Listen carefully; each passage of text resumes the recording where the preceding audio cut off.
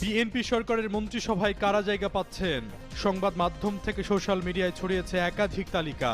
তারেক রহমানের সিক্রেট ফাইলে থাকছে চমক, বলছে হাইকমান্ড।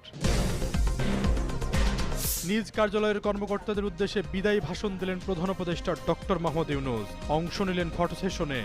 নতুন সরকারের শপথের পর আনুষ্ঠানিক বিদায়। ঢাকা ৮ আসনের ফলাফল নিয়ে কমেনি উত্তেজনা। মুখ খুললেন আফরোজা আব্বাস।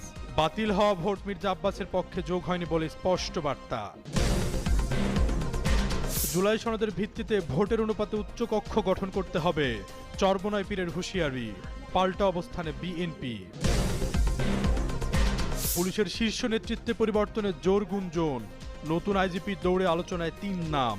নয়া মন্ত্রিসভা নেবে চূড়ান্ত সিদ্ধান্ত।